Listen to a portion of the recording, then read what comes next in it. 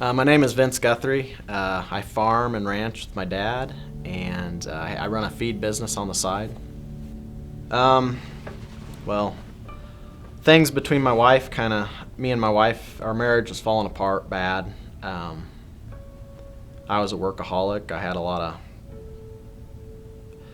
problems myself, and obviously things between me and her were deteriorating fast. And so we went to a hometown church in Wilcox, but a lot of my family was there. Rumors were going around. I felt just really like everyone was judging me. They weren't, but you know what I mean. I just had to get away, and I had to get somewhere where I was growing, because I was worried about everyone else around me, and I wasn't worrying about me and I needed somewhere where I could grow, and I had no idea where I was going. I came up here to Kearney. It wasn't like me to go into a church this big, but anyways, I filled out the card, and I got a hold of you, and I got in front of you, and you just kind of said there's a lot of groups going on, and I could go to R3, or there's a men's group I was going to at that, or I could have went to, and Monday night rolled around, and I was hungry. I wanted something, honestly, I wanted to fix my wife, probably. I went to the R3 group. The first couple times I was a little, just kind of, I don't know, bothered a little bit. It was touching some nerves, and stuff. Brad pushed me. When I was ready, he asked me some hard questions. And you know what? It pushed me to another level. And he did it when I was ready. He knew I was ready. And it pushed me to another level, and I was accepting of it. And, when I started looking at myself, I realized, I can't change my wife. I can't change anyone else but me.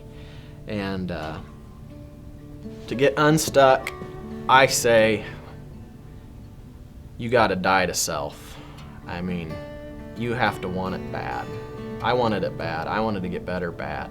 And you gotta let Jesus into every part of you. Every dark corner.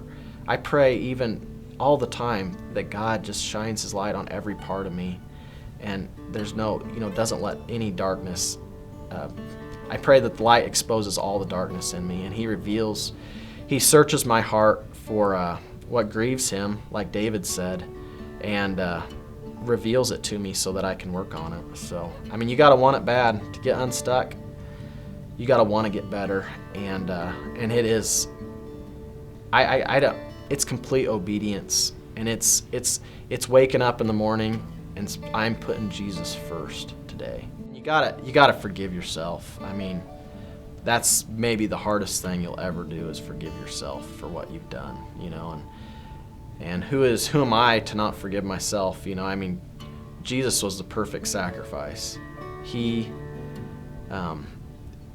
Who am I to say that his blood isn't enough to cover up my sins? I never felt like I was good enough. I never thought I was big enough. I never thought I was good looking enough. I never thought I had enough cows. I never thought I had, enough power. I never thought I was good enough. Jesus basically has told me, you are good enough.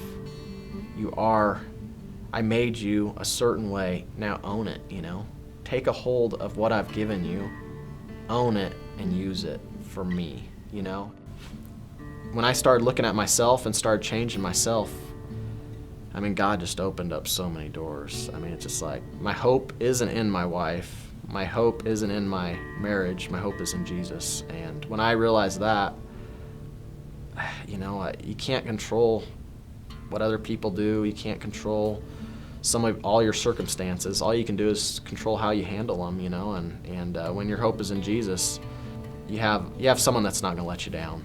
And that's kind of how my walk's been, and God's just dabbled people in my life that not just from here, but just all over. He's blessed me in so many ways. Even as things fall apart, I know that I'm going to be okay, because God has a plan for me yet. And if I just allow him to work in me and be obedient to his will for me, I know that he can get me through.